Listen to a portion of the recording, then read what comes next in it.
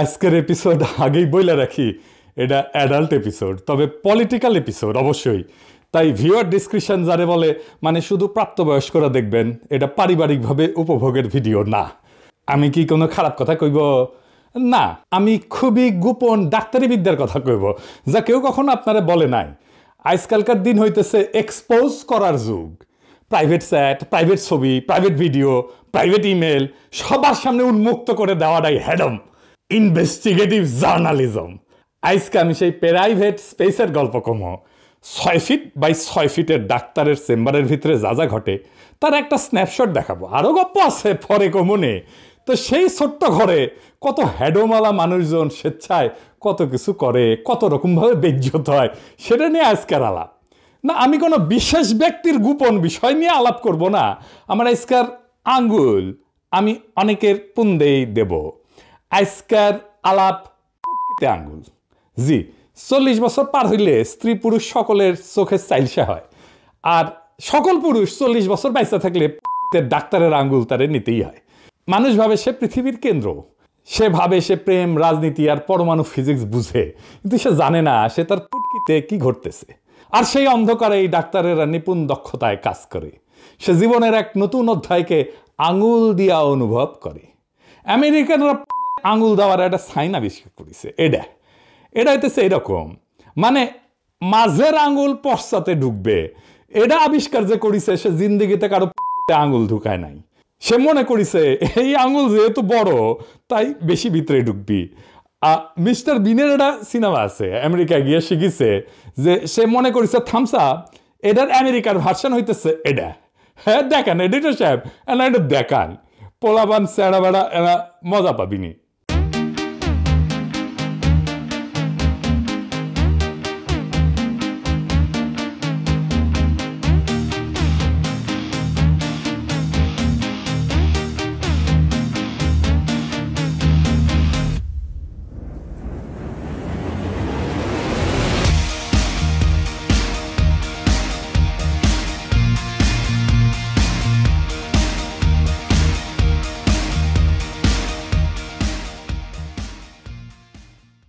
কিন্তু কথা হইতেছে আপনার এই আঙ্গুলটা বড় হইলেও এটা ভিতরে ঢুকবি না। হ্যাঁ, বেশি বড় জোর এই পর্যন্ত ঢুকবি, এইখানে এসে আটকে যাবি, এই যে এটি আটকে যাবি।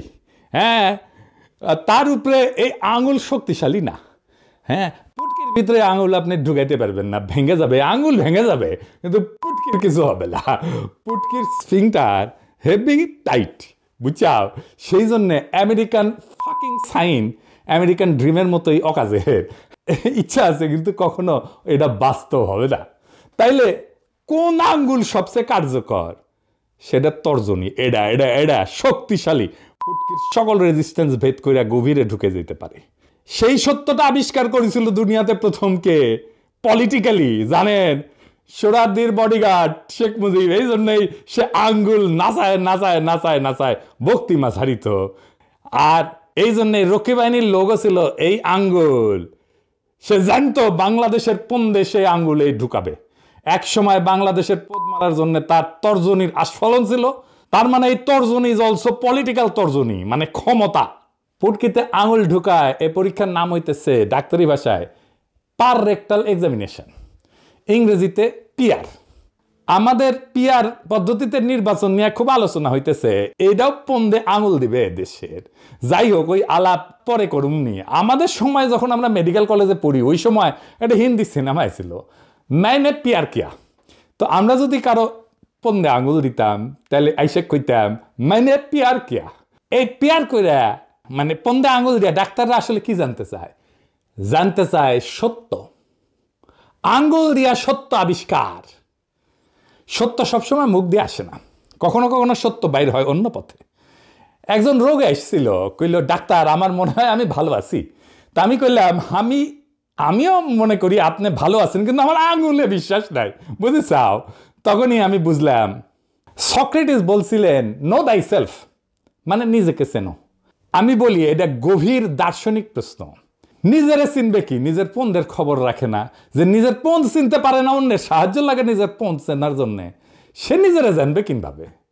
পদ হচ্ছে এই শরীরের সেই গভীর জায়গা যেগুলা সবাই এড়ায় চলে, কিন্তু আমি ঢুকি, ডাক্তারেরা ঢুকে বীরের মতো, কিন্তু বিনীতভাবে। আমি যখন গ্লাভস পরি না ওই পন্দে আঙুল ঢুকানোর সময়, তখন সেটা শুধু প্রোটেকশনের জন্য না, ওইটা হইল প্রতিজ্ঞা। একটা ঠান্ডা লুব্রিকেন্ট যখন রোগীর পেছনে যায়, সে জানে এই লোকটা আমাকে ধোকা দিবে না, এই লোকটা ব্যথা দিলেও শেষ পর্যন্ত রিপোর্ট দিবে। অনেকে ভাবে প্রেম কঠিন। না ভাই, প্রেম হইল চোখে চোখ রেখা, একসাথে গান শোনা। কিন্তু পন্দে আঙ্গুল পার রেক্টাল এক্সাম, সে চোখে চোখ রেখে পেছন দিয়ে ঢুকে যায়।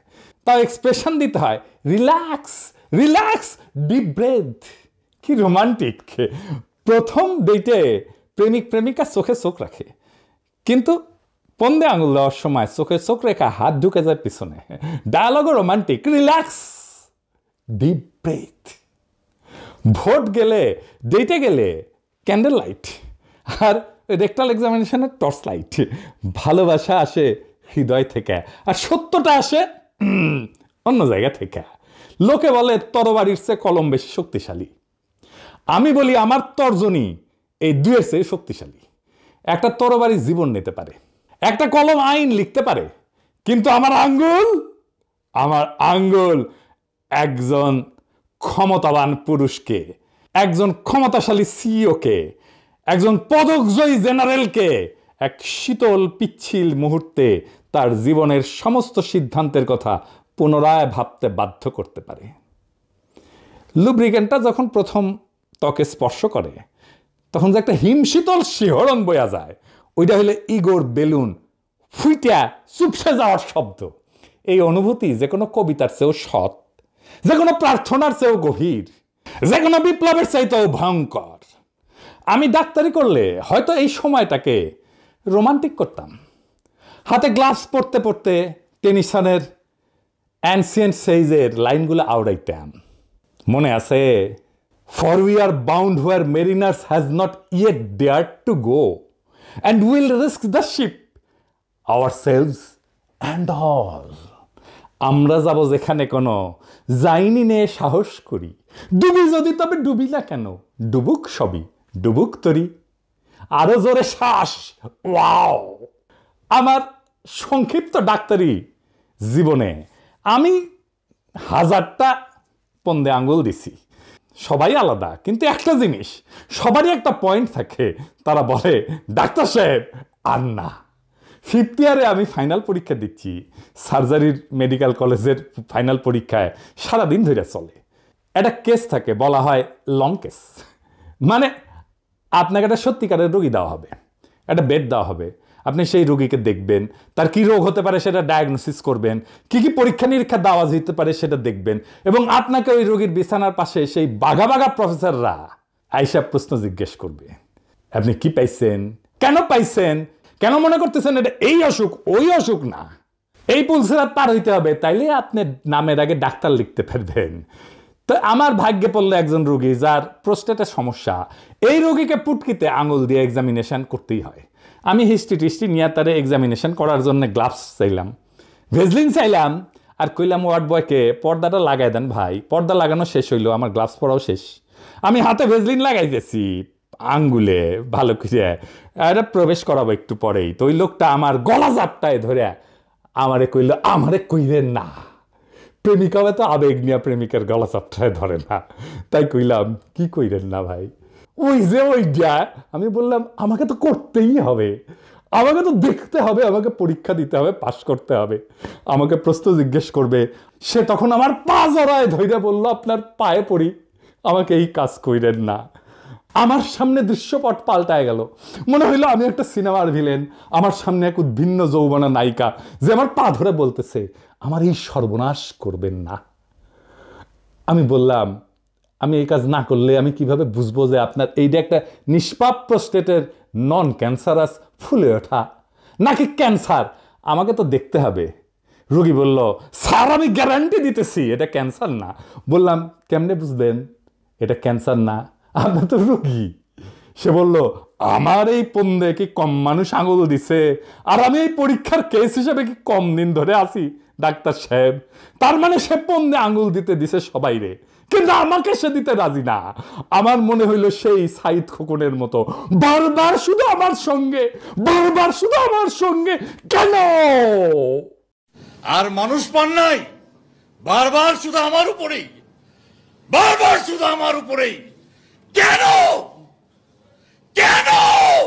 আজকে আপনি যতই বিব্রত হন, আপনার মুক্তি নাই এই পুন্দে আঙুল ঢোকানোর পর্ব থেকে।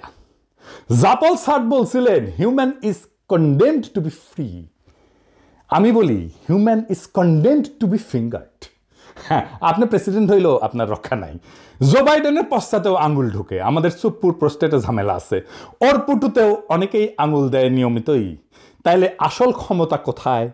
ডাক্তারের আঙ্গুলে। ফুকো বলছিলেন পাওয়ার সার্কুলেটস। আমি বলি ক্ষমতা ঘোরে না, ঢোকে সোজা আঙ্গুল হইয়া। অরওয়েল বলছিল big brother is watching you. আমি বলি big brother is fingering you. Surveillance camera না, গ্লাভস পরা হাতি আসল ক্ষমতা, এটাই রিয়ালিটি চেক। আর এই পরীক্ষাটা কিন্তু ফ্রি না। প্রত্যেকটা মেগা প্রজেক্ট, প্রত্যেকটা নতুন আইন হইল আঙ্গুলের আর একটা ধাক্কা, যা আরো গভীরে যায়। তারা এটাকে উন্নয়ন বলে, কিন্তু জনগণ কেবল চাপ অনুভব করে। আর দেশের মিডিয়া, তারা হইল রাষ্ট্রীয় লুব্রিক্যান্ট। রাতের টকশোগুলোতে তারা এমনভাবে পিচ্ছিল পদার্থ লাগায়, এমনভাবে বোঝায় যে এইবারের আঙুলটা আগের বারের চেয়ে ভালো। আর এই অস্বস্তিটা আসলে অগ্রগতির লক্ষণ। তার এমন এক পিচ্ছিল বয়ান তৈরি করে যাতে ক্ষমতার আঙুলটা বিনা বাধায় ঢুকে যেতে পারে জনগণের পশ্চাৎ দেশে। আর জনতা কেবল শূন্য পকেট নিয়ে বসে থাকে। ক্ষমতা আর এই আঙ্গুল শুধু ঢুকে না, ঢুকে জানান দেয় এর নামই শাসন। জনতাকে বলা হয় এটা আপনার ভালোর জন্যেই, জাতির স্বাস্থ্যর জন্যে এটা একটা রুটিন চেক আপ। সরকারি দলের আঙুল অভিজ্ঞ, কড়া পড়া, সে সব সংবেদনশীল জায়গা চেনে, কোথায় চাপ দিলে কাঙ্ক্ষিত প্রতিক্রিয়া পাওয়া যাবে সে জানে। আর বিরোধী দল, তারা নতুন লুব্রিকেন্ট মাখানো গ্লাভস হাতে নিয়ে অপেক্ষা করে আর প্রতিশ্রুতি দেয় এক কোমল স্পর্শের, এক গণতান্ত্রিক অনুসন্ধানের। কিন্তু জনতা এখন সব বোঝে। 40 বছর পর পুটকিস ফিংটারও আঙুল চিনতে শেখে। সে জানে আঙুল বাম দলের হোক আর ডান দলের হোক, গন্তব্য একটাই, লক্ষ্য একটাই, রাষ্ট্রের প্রোস্টেট গ্রন্থি পরীক্ষা করা। আর প্রতিবারের ডায়াগনোসিসও একই, benign prostatic hyperplasia of the state. রাষ্ট্রযন্ত্র ফুলে উঠছে, পয়সা উঠছে, পথ আটকায় রাখছে সমস্ত সম্ভাবনার, আর শান্তিতে কাউকে পেশাব করতে দিচ্ছে না। ভোটও একটা পন্দে আঙুল দেওয়া। দেশ মনে করে চিকিৎসা হচ্ছে, পুরা রাষ্ট্রযন্ত্র জনতাকে বলে জোরে নিঃশ্বাস নেন এই ভোটের উন্মাদনা জাগানোর জন্য, তারপরে নিঃশব্দে ঢুকায় দেয় আর এক নতুন আঙ্গুল, নতুন ক্ষমতা। আওয়ামী লীগের আঙুল বাইর হয়েছে মাত্র, এখন বিএনপি রেডি হয়েছে গ্লাভস পইরা। আওয়ামী লীগের নৌকার সাইজ বড়, তাই বহুত কষ্ট হয়েছে। তবে আগামীর ধানের শীষ খুব শান্তির হবে না। ওইটা শুয়া আছে, ধানের মধ্যে শুয়া আছে, ওইটা যখন যাবে তখন টের পাবেন। আওয়ামী লীগ বলে রিল্যাক্স, এইটা আপনার ভালোর জন্যে। বিএনপি বলে আমরা সফট টাচ দেব, কিন্তু জনগণের সিংটা শিখে গেছে, পার্টি পাল্টায় কিন্তু আঙ্গুলের গন্তব্য ওইটা পাল্টায় না। বাঙ্গুল্যান্ডের সকল প্রগতিশীলরা সলজ্জ সম্পদের হেফাজত করেন। নেরিবাদী, প্রগতিশীল, ধনবাদী মানে যাদের ধন বড়, এলিট বুদ্ধিজীবীরা সাইরেন বাজাইলাম, এডিটর সাহেব সাইরেন বেজে দেন।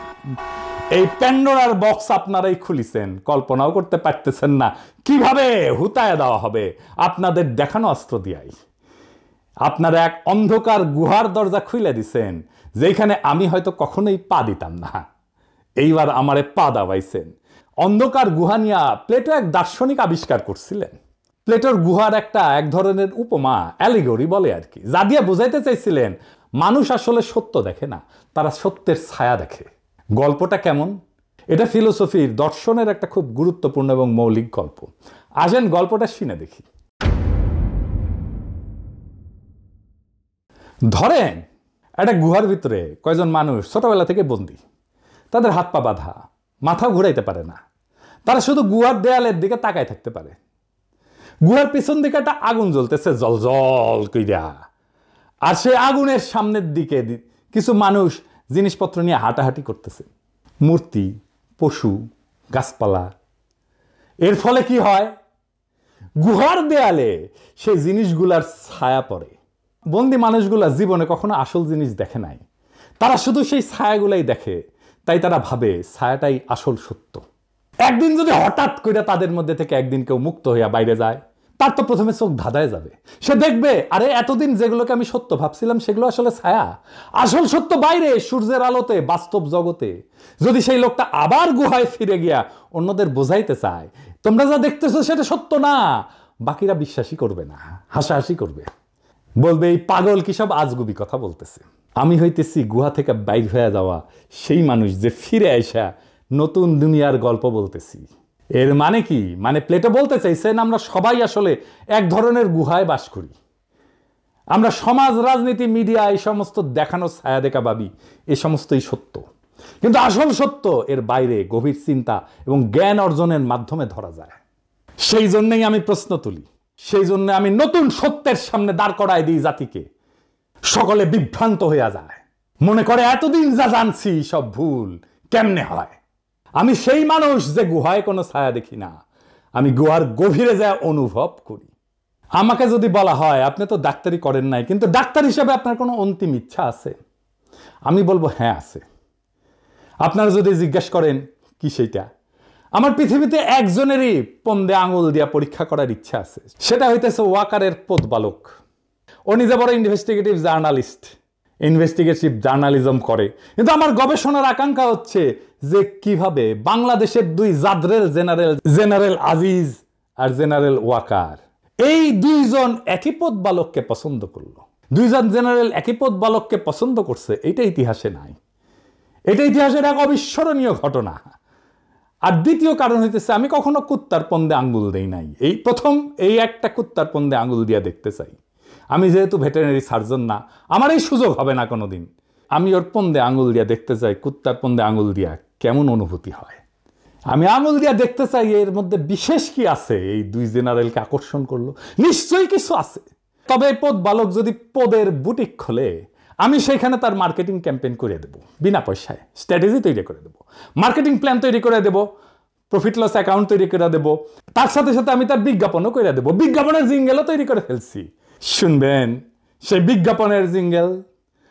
এমন পুটু কোথাও খুঁজে পাবে না কো তুমি, সকল পুটুর রানী সেজে স্বামীর পুটু ভূমি, সেজে স্বামীর পুটু ভূমি, সেজে স্বামীর পুটু ভূমি।